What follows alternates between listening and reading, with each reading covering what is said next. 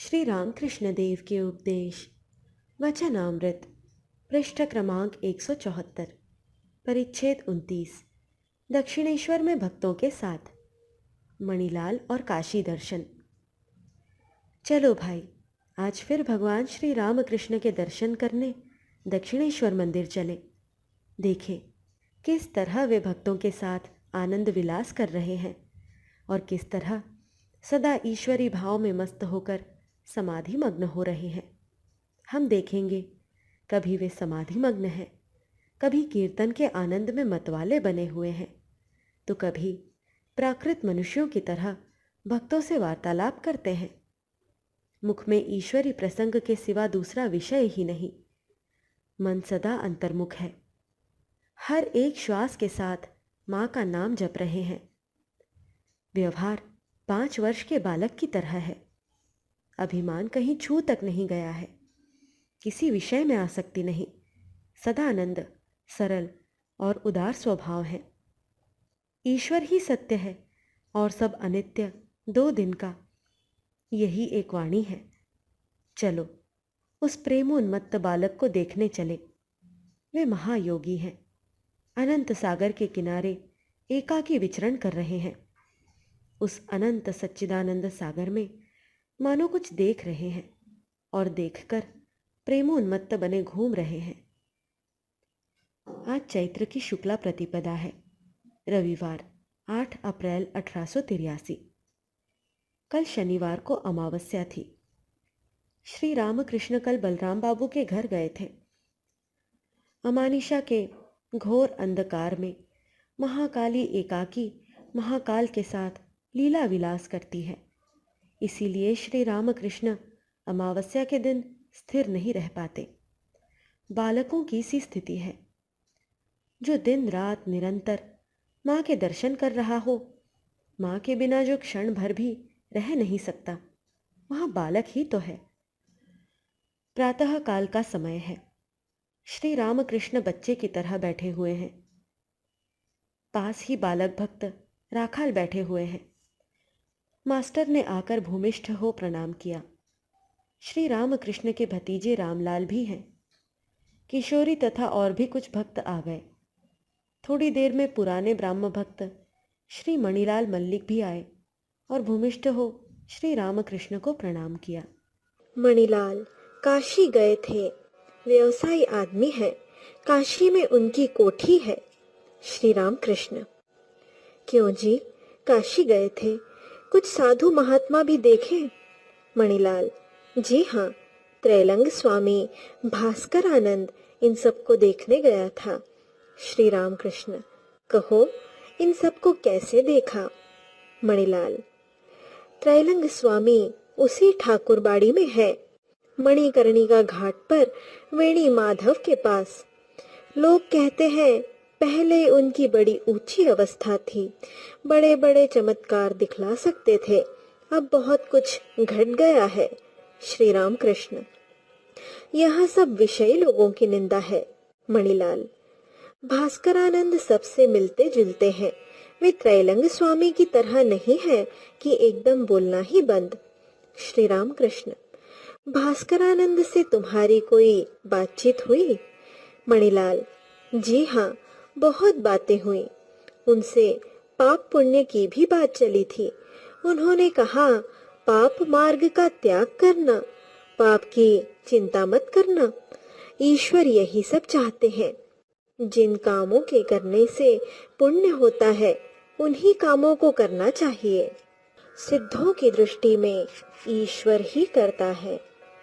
श्री रामकृष्ण: हाँ, यह एक तरह की बात है, ऐहिक इच्छाएं रखने वालों के लिए, परंतु जिनमें चैतन्य का उदय हुआ है, जिन्हें यह बोध हो गया है कि ईश्वर ही सत्य है और सब असत, अनित्य, उनका भाव एक दूसरी तरह का होता है। वे जानते हैं कि ईश्वर ही एकमात्र करता है और सब अकर्ता है। जिन्हें चैतन्य हुआ है, उनके पैर बेताल नहीं पड़ते, उन्हें हिसाब किताब करके पाप का त्याग नहीं करना पड़ता। ईश्वर पर उनका इतना अनुराग होता है कि जो कर्म वे करते हैं वही सत्कर्म हो जाता है। परंतु वे जानते हैं कि इन सब कर्मों का कर्ता मैं नहीं हूँ, मैं तो उनका दास हूँ। मैं यंत्र हूँ, वे यंत्री हैं। वे जैसा कराते हैं वैसा ही करता हूँ, जैसा कहलाते हैं वैसा ही कहता हूँ, जैसा चलाते हैं वैसा ही चलता हूँ। जिन्हें चैतन्य हुआ है वे पाप पुण्य के पार चले गए हैं। वे देखते हैं ईश्वर ही सब कुछ कर रहे हैं। कहीं एक मठ था। मठ के साधु महात्मा रोज भिक्षा के लिए जाया करते थे। एक दिन एक साधु ने देखा कि एक जमींदार किसी किसान को पीट रहा है। साधु बड़े दयालु थे। बीच में पड़कर उन्होंने जमींदार को मारने से मना किया। जमींदार उस समय मारे गुस्से के आग बबूला हो रहा था। उसने दिल का सारा बुखार महात्मा जी पर ही उतारा। उन्हें इतना पीटा कि वे बड़ी देर तक बेहोश पड़े रहे। किसी ने मठ में जाकर खबर दी कि तुम्हारे किसी साधु को जमींदार ने बहुत मारा। मठ के साधु दौड़ते हुए आए और देखा तो वे साधु बेहोश पड़े हैं।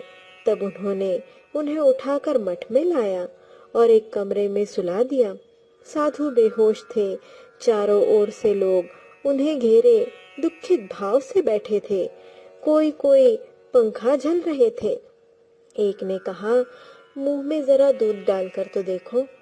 मुंह में दूध डालने पर उन्हें होश आया। आंखें खोलकर ताकने लगे। किसी ने कहा, अब यहाँ देखना चाहिए कि इन्हें इतना ज्ञान है या नहीं कि आदमी पहचान सके। यह कहकर उसने ऊंची आवाज लगाकर पूछा, क्यों महाराज, आपको दूध कौन पिला रहा है? साधु ने धीमे स्वर में कहा, भाई, जिसने मुझे मारा था वही अब दूध पिला रहा है। ईश्वर को बिना जाने ऐसी अवस्था नहीं होती। मणिलाल, जी हाँ, पर आपने यह जो कहा यह बड़ी ऊंची अवस्था की बात है। भास्करानंद के साथ ऐसी ही कुछ बातें हुई थी। श्री राम कृष्ण, वे किसी मकान में रहते हैं? मणिलाल, जी हाँ, एक आदमी के मकान में रहते हैं। श्री राम कृष्ण, उम्र क्या है? मणिलाल, 55 की होगी। श्री राम कृष्ण, कुछ और भी बातें हुई? मणिलाल, मैंने पूछा, भक्ति कैसे हो? उन्होंने बतलाया, नाम जपो, राम राम कहो। श्री राम कृष्ण, यह बड़ी अच्छी बात है। गृहस्थ और कर्म योग। मंदिर में भवतारिणी, राधाकांत और 12 शिवों की पूजा समाप्त हो गई। अब उनकी भोगारती के बाजे बज रहे हैं। चैत का महीना, दोपहर का समय है। अभी अभी ज्वार का चढ़ना आरंभ हुआ है। दक्षिण की ओर से बड़े जोरों की हवा चल रही है। पूत सलीला भागीरथी अभी अभी उत्तरवाहिनी हुई है। श्री रामकृष्ण भोजन के बाद कमरे में विश्राम कर रहे हैं। राखाल बसीर हाट में रहते हैं। वहाँ गर्मी के दिनों में पानी के अभाव से लोगों को बड़ा कष्ट होता है। श्री राम कृष्ण मणिलाल से, देखो, राखाल कहता था उसके देश में लोगों को पानी बिना बड़ा कष्ट होता है। तुम वहाँ एक तालाब क्यों नहीं खुदवा देते? इससे लोगों का कितना उपकार होगा। हंसते हुए, तुम्हारे पास तो बहुत रुपए हैं, इतने रुपए रखकर क्या करोगे? वैसे सुना है तेली लोग बड़े हिसाबी होते हैं। श्री रामकृष्ण के साथ दूसरे भक्त भी हंस पड़े। मणिलाल कलकत्ते की सिंदूरिया पट्टी में रहते हैं। सिंदूरिया पट्टी के ब्राह्म भक्त का अधिवेशन उन्हीं के यहाँ होता है। ब्राह्म समाज के वार्षिक उत्सव में वे बहुत से लोगों को आमंत्रित करते हैं। श्री रामकृष्ण को भी आमंत्रित करते हैं। वराहनगर में मणिलाल का एक बगीचा है। वहाँ वे बहुधा अकेले आया करते हैं और उस समय श्री रामकृष्ण के दर्शन कर जाया करते हैं। वे सचमुच बड़े हिसाबी हैं। रास्ते भर के लिए किराए की गाड़ी नहीं करते। पहले ट्राम में चढ़कर शोभा बाजार तक आते हैं, फिर वहां से कुछ आदमियों के साथ हिस्से में किराया देकर घोड़ा गाड़ी पर चढ़कर वराह नगर आते हैं, परंतु रुपए की कमी नहीं है। कुछ साल बाद गरीब विद्यार्थियों के लिए उन्होंने एक ही किश्त में 25,000 रुपए देने का बंदोबस्त कर दिया था। मणिलाल चुप बैठे रहे। कुछ देर इधर उधर की बातें करके बोले, महाराज, आप तालाब खुदवाने की बात कह रहे थे। उतना कहने ही से काम हो जाता, ऊपर से तेली तमोली कहने की क्या जरूरत थी। श्री रामकृष्ण, कोई कोई भक्त मुख दबाकर हंस रहे हैं, मुस्कुरा भी रहे हैं। दक्षिणेश्वर में श्री रामकृष्ण तथा ब्राह्म भक्त प्रेम तत्व। कुछ देर बाद कलकत्ते से कुछ पुराने ब्राह्म भक्त आ पहुंचे। उनमें एक श्री ठाकुर दास सेन भी थे। कमरे में कितने ही भक्तों का समागम हुआ है। श्री रामकृष्ण अपने छोटे तख्त पर बैठे हुए हैं। सहास्य बदन, बालक की सी मूर्ति उत्तरास्य होकर बैठे हैं। ब्राह्म भक्तों के साथ आनंद से वार्तालाप कर रहे हैं। श्री रामकृष्ण ब्राह्म तथा दूसरे भक्तों से, तुम लोग प्रेम प्रेम चिल्लाते हो, पर प्रेम को क्या ऐसी साधारण वस्तु समझ लिया है? प्रेम चैतन्य देव को हुआ था। प्रेम के दो लक्षण हैं। पहला, संसार भूल जाता है। ईश्वर पर इतना प्यार होता है कि संसार का कोई ज्ञान ही नहीं रह जाता। चैतन्य देव वन देखकर वृंदावन सोचते थे और समुद्र देखकर यमुना सोचते थे।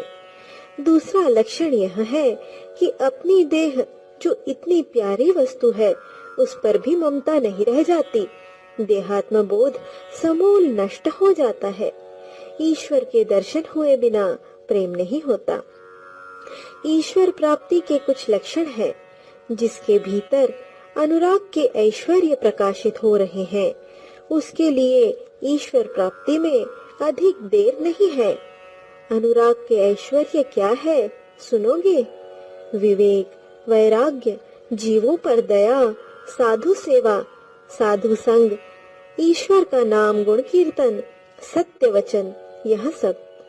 अनुराग के ये सब लक्षण देखने पर ठीक ठीक कहा जा सकता है कि ईश्वर प्राप्ति में अब बहुत देर नहीं है। यदि मालिक का किसी नौकर के घर जाना ठीक हो जाए, तो नौकर के घर की दशा देखकर यह बात समझ में आ जाती है। पहले घास फूस की कटाई होती है, घर का जाला झाड़ा जाता है, घर बुहारा जाता है। बाबू खुद अपने यहाँ से दरी, हुक्का वगैरह भेज देते हैं। यह सब सामान जब उसके घर आने लगता है, तब लोगों के समझने में कुछ बाकी नहीं रहता कि अब बाबूजी आना ही चाहते हैं। एक भक्त, क्या पहले विचार करके इंद्रिय निग्रह करना चाहिए? श्री रामकृष्ण, वह भी एक रास्ता है, विचार मार्ग। भक्ति मार्ग से अंतर इंद्रिय निग्रह आप ही आप हो जाता है और सहज ही हो जाता है। ईश्वर पर प्यार जितना ही बढ़ता जाता है, उतना ही इंद्रिय सुख आलोना मालूम पड़ता है। जिस रोज लड़का मर जाता है, उस रोज क्या स्त्री पुत्र का मन देह सुख की ओर जा सकता है? एक भक्त, उन्हें प्यार कर कहा सकते हैं? नाम महात्म्य। श्री रामकृष्ण, उनका नाम लेते रहने से सब पाप कट जाते हैं। काम, क्रोध, शरीर सुख की इच्छा, ये सब दूर हो जाते हैं। एक भक्त, उनके नाम में रुचि नहीं होती। श्री रामकृष्ण, व्याकुल होकर उनसे प्रार्थना करो, जिससे उनके नाम में रुचि हो, वे ही तुम्हारा मनोरथ पूर्ण करेंगे। यह कहकर श्री रामकृष्ण देव दुर्लभ कंठ से गाने लगे। जीवों के दुख से कातर होकर माँ से अपने हृदय का दुख कह रहे हैं। अपने पर प्राकृत जीवों की अवस्था का आरोप करके माँ को जीवों का दुख गाकर सुना रहे हैं। गीत का आशय यह है, माँ श्यामा, दोष किसी का नहीं, मैं अपने ही हाथों से खोदे हुए कुएं के पानी में डूब रहा हूँ। माँ काल मनोरमा षड रिपुओं की कुदाल लेकर मैंने पुण्य क्षेत्र पर कूप खोदा, जिसमें अब काल रूपी पानी बढ़ रहा है। तारिणी, त्रिगुण धारिणी माँ, मेरे ही गुणों ने विगुण कर दिया है। अब मेरी क्या दशा होगी? इस वारी का निवारण कैसे करूं? यह सोचते हुए दशरथी की आंखों से निरंतर वारी धारा बह रही है। पहले पानी कमर तक था, वहां से छाती तक आया। इस पानी में मेरे जीवन की रक्षा कैसे होगी? माँ, मुझे तेरी ही अपेक्षा है। मुझे तो मुक्ति भिक्षा दे, कृपा कटाक्ष करके पार कर दे। फिर गाने लगे। उनके नाम पर रुचि होने से जीवों का विकार दूर हो जाता है, इसी भाव का गीत है। भावार्थ। हे शंकरी, यह कैसा विकार है? तुम्हारी कृपा औषधि मिलने पर ही यह दूर होगा। मिथ्या गर्व से मेरा सर्वांग जल रहा है। मुझे यह कैसा मोह हो गया है? धन जन की तृष्णा छूटती ही नहीं। अब मैं कैसे जीवित रह सकता हूँ? सर्वमंगले, जो कुछ कहता हूँ सब अनित्य प्रलाप है। आंखों से माया की नींद किसी तरह नहीं छूटती। पेट में हिंसा की कृमि हो गई है। व्यर्थ कामों में घूमते रहने का भ्रम रोग हो गया है। जब तुम्हारे नाम पर ही अरुचि है, तब भला इस रोग से मैं कैसे बच सकूंगा? श्री राम कृष्ण। उनके नाम में अरुचि, रोग में यदि अरुचि हो गई तो फिर बचने की राह नहीं रह जाती। यदि जरा भी रुचि हो तो बचने की बहुत कुछ आशा है। इसीलिए नाम में रुचि होनी चाहिए। ईश्वर का नाम लेना चाहिए। दुर्गा नाम, कृष्ण नाम, शिव नाम, चाहे जिस नाम से पुकारो। यदि नाम लेने में दिन दिन अनुराग बढ़ता जाए, आनंद हो, तो फिर कोई भय नहीं। विकार दूर होगा ही। उनकी कृपा अवश्य होगी। आंतरिक भक्ति तथा दिखावटी भक्ति, भगवान मन देखते हैं। श्री राम कृष्ण। जैसा भाव होता है, लाभ भी वैसा ही होता है। रास्ते से दो मित्र जा रहे थे। एक जगह भागवत पाठ चल रहा था। एक मित्र ने कहा, आओ भाई, जरा भागवत सुने। दूसरे ने जरा झांक कर देखा, फिर वहां से वेश्या के घर चला गया। वहां कुछ देर बाद उसके मन में बड़ी विरक्ति हो आई। वह आप ही आप कहने लगा, मुझे धिक्कार है। मेरा मित्र तो भागवत सुन रहा है और मैं यहाँ कहाँ पड़ा हूँ। इधर जो व्यक्ति भागवत सुन रहा था, वह भी अपने मन को धिक्कार रहा था। वह कह रहा था, मैं कैसा मूर्ख हूँ। यह पंडित न जाने क्या बक रहा है और मैं यहाँ बैठा हुआ हूँ। मेरा मित्र वहाँ कैसे आनंद में होगा। जब ये दोनों मरे, तब जो भागवत सुन रहा था उसे तो यमदूत ले गए, और जो वेश्या के घर गया था उसे विष्णु के दूत वैकुंठ में ले गए। भगवान मन देखते हैं। कौन क्या कर रहा है, कहाँ पड़ा हुआ है, यह नहीं देखते। भावग्राही जनार्दनः। कर्ता भजा संप्रदाय के लोग मंत्र दीक्षा देने के समय कहते हैं, अब मन तेरा है, अर्थात अब सब कुछ तेरे मन पर निर्भर है। वे कहते हैं, जिसका मन ठीक है, उसका करण ठीक है, वह अवश्य ईश्वर को प्राप्त करेगा। मन के ही गुण से हनुमान समुद्र पार कर गए। मैं श्री रामचंद्र का दास हूँ। मैंने राम नाम उच्चारण किया है, मैं क्या नहीं कर सकता। विश्वास इसे कहते हैं। ईश्वर दर्शन क्यों नहीं होते? अहम भाव के कारण। श्री राम कृष्ण। जब तक अहंकार है, तब तक अज्ञान है। अहंकार के रहते मुक्ति नहीं होती। गौवे हम्मा हम्मा करती है और बकरे मैं करते हैं, इसीलिए उनको इतना कष्ट भोगना पड़ता है। कसाई काटते हैं, चमड़े से जूते बनते हैं, ढोल मढ़ा जाता है, दुख की पराकाष्ठा हो जाती है। हिंदी में अपने को हम कहते हैं और मैं भी कहते हैं। मैं करने के कारण कितने कर्म भोगने पड़ते हैं। अंत में आतों से धनुहे की तात बनाई जाती है। धनुहे के हाथ में जब वह पड़ती है तब तू कहती है। तू कहने के बाद निस्तार होता है। फिर दुख नहीं उठाना पड़ता। हे ईश्वर, तुम करता हो और मैं अकर्ता हूँ। इसी का नाम ज्ञान है। नीचे आने से ही ऊंचे उठा जाता है। चातक पक्षी का घोंसला नीचे रहता है, परंतु वह बहुत ऊंचे उड़ जाता है। ऊंची जमीन में कृषि नहीं होती, नीची जमीन चाहिए। पानी उसी में रुकता है, तभी कृषि होती है। साधु संग तथा प्रार्थना। कुछ कष्ट उठाकर सत्संग करना चाहिए।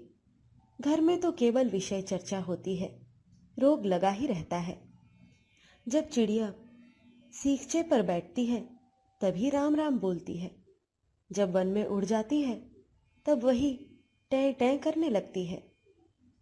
धन होने से ही कोई बड़ा आदमी नहीं हो जाता। बड़े आदमी के घर का यह लक्षण है कि सब कमरों में दिए जलते रहते हैं। गरीब तेल नहीं खर्च कर सकते, इसीलिए दिए का वैसा बंदोबस्त नहीं कर सकते। यह देह मंदिर अंधेरे में न रखना चाहिए। ज्ञान दीप जला देना चाहिए। ज्ञान दीप जलाकर ब्रह्ममयी का मुंह देखो। ज्ञान सभी को हो सकता है, जीवात्मा और परमात्मा। प्रार्थना करो, उस परमात्मा के साथ सभी जीवों का योग हो सकता है। गैस का नल सब घरों में लगाया हुआ है और गैस कंपनी के यहाँ मिलती है। अर्जी भेजो, गैस का बंदोबस्त हो जाएगा। घर में गैस बत्ती जल जाएगी। सियालदह में ऑफिस है, सब हंसते हैं। किसी किसी को चैतन्य हुआ है, इसके लक्षण भी हैं। ईश्वरी प्रसंग को छोड़ और कुछ सुनने को उसका जी नहीं चाहता। ईश्वरी प्रसंग के सिवा कोई दूसरी बात करना उसे अच्छा नहीं लगता। जैसे सातों समुद्र, गंगा, यमुना और सब नदियों में पानी है, परंतु चातक को वर्षा की बूंदों की ही रट लगी रहती है। चाहे मारे प्यास के छाती फट जाए, परंतु वह दूसरा पानी कभी नहीं पीता। गोपी प्रेम, अनुराग रूपी बाघ। श्री रामकृष्ण ने कुछ गाने के लिए कहा। रामलाल और काली मंदिर के एक ब्राह्मण कर्मचारी गाने लगे। ठेका लगाने के लिए एक बाया मात्र था। कुछ भजन गाए गए। श्री रामकृष्ण भक्तों से, बाघ जैसे दूसरे पशुओं को खा जाता है, वैसे अनुराग रूपी बाघ काम, क्रोध आदि रिपुओं को खा जाता है। एक बार ईश्वर पर अनुराग होने से फिर काम, क्रोध आदि नहीं रह जाते।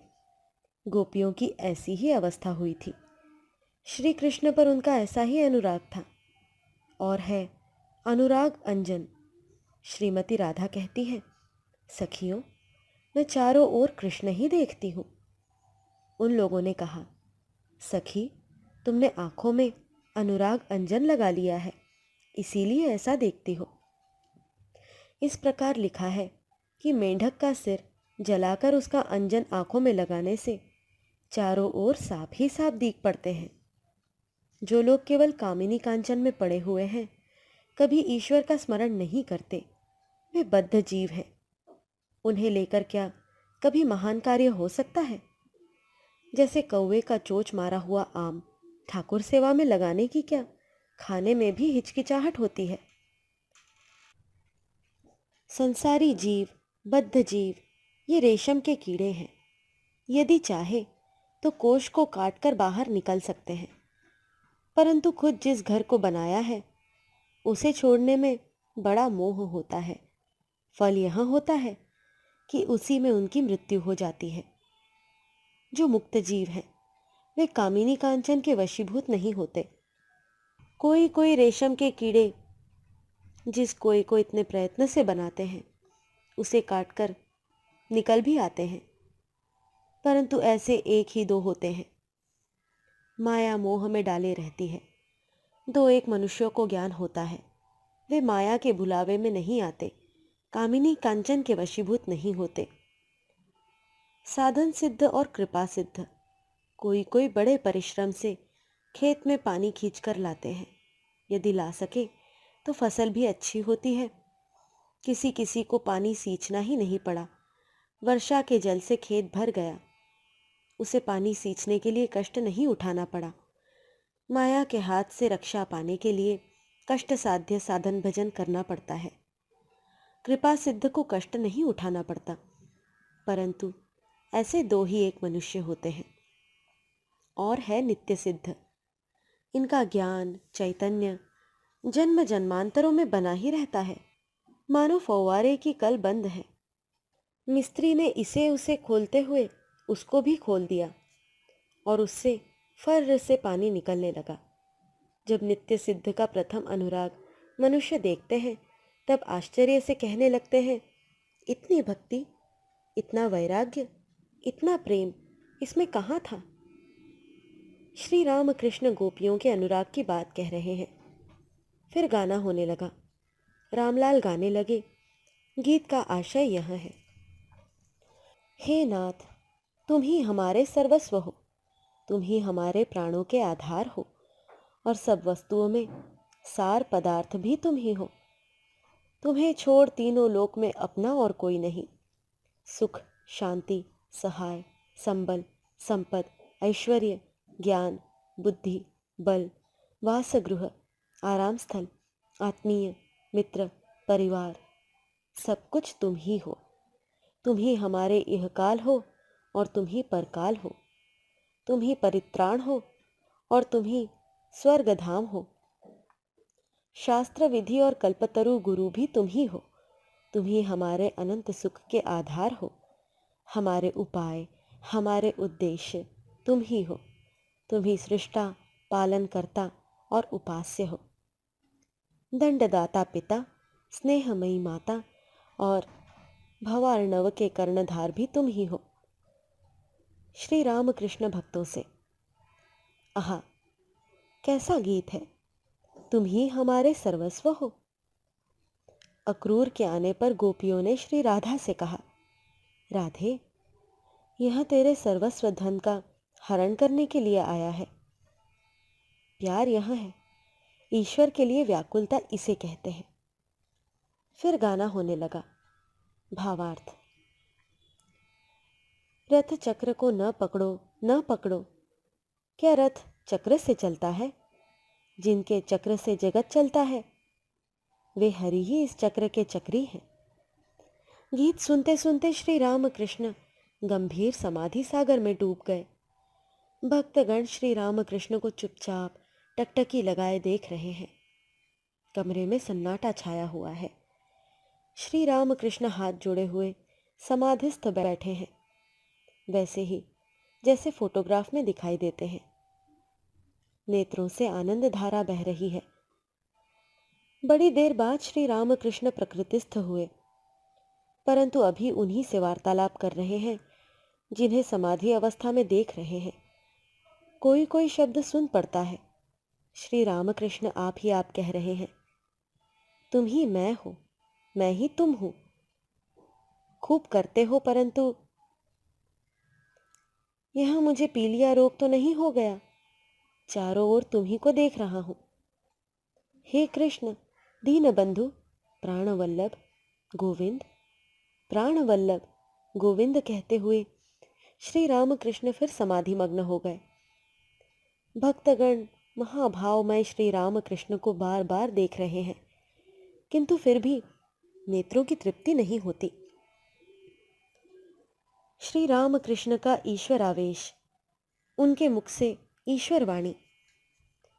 श्री रामकृष्ण समाधि मग्न है, अपनी छोटी खाट पर बैठे हुए हैं। चारों ओर भक्तगण बैठे हैं। श्री अधर सेन कुछ मित्रों के साथ आए हैं। अधर डिप्टी मैजिस्ट्रेट हैं।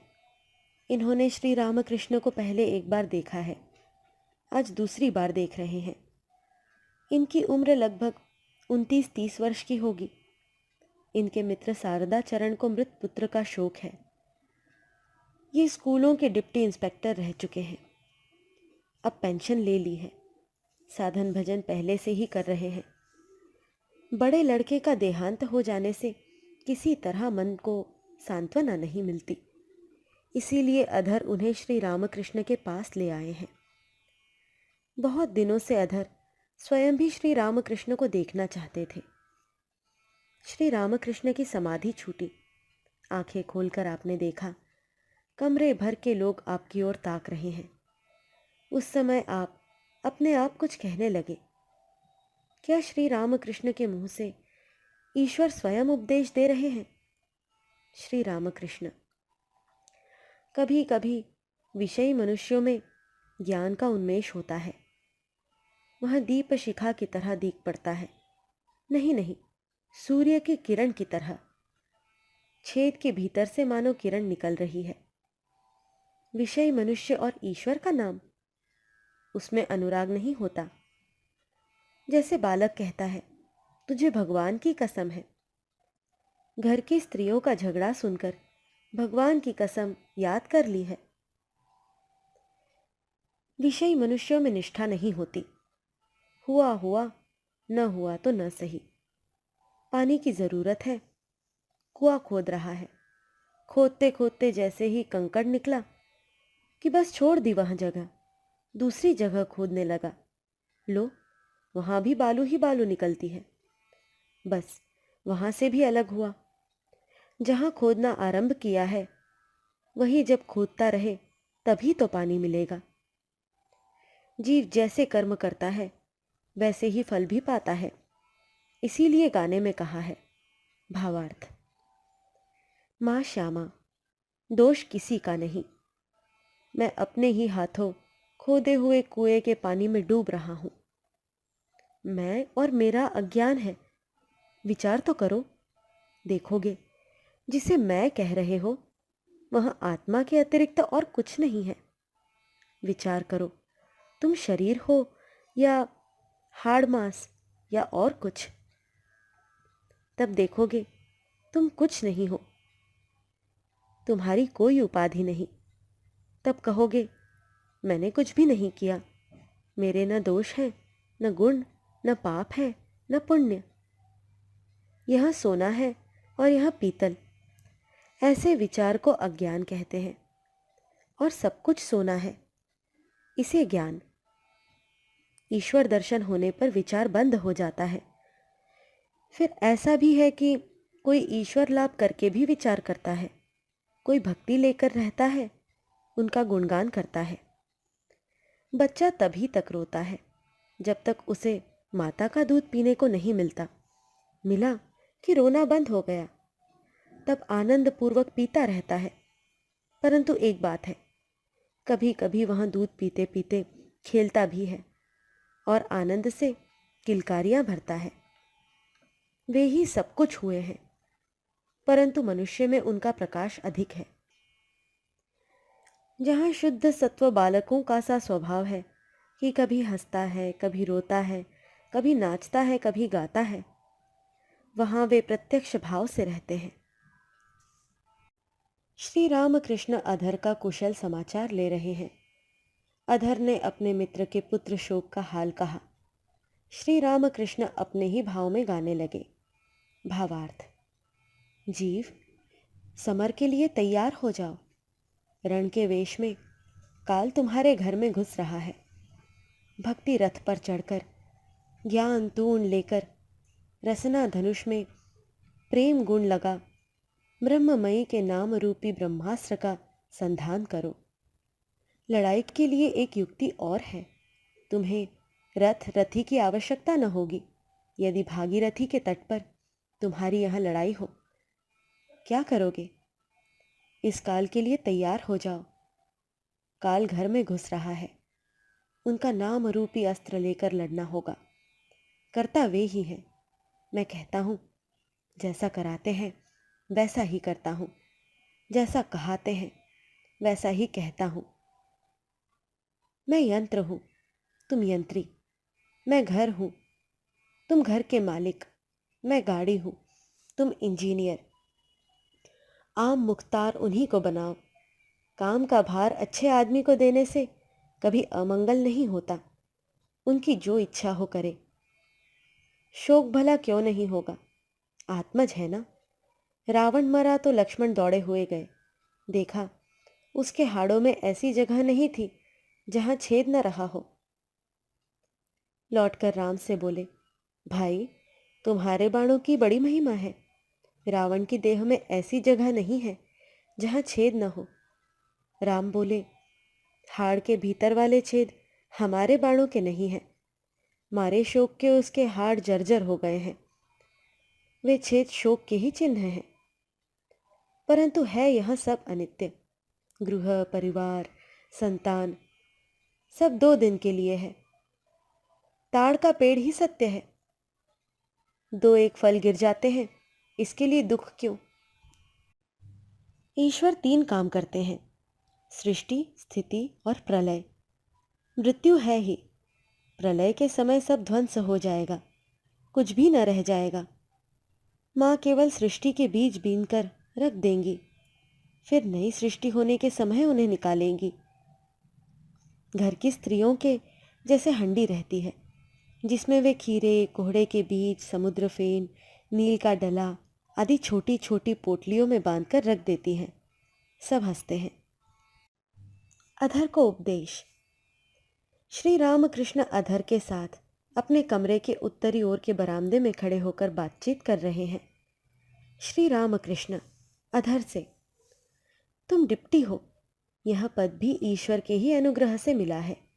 उन्हें न भूलना, समझना, सबको एक ही रास्ते से जाना है। यहाँ सिर्फ 2 दिन के लिए आना हुआ है। संसार कर्म भूमि है, यहाँ कर्म करने के लिए आना हुआ है। जैसे देहात में घर है और कलकत्ते में काम करने के लिए आया जाता है। कुछ काम करना आवश्यक है, यह साधन है। जल्दी जल्दी सब काम समाप्त कर लेना चाहिए।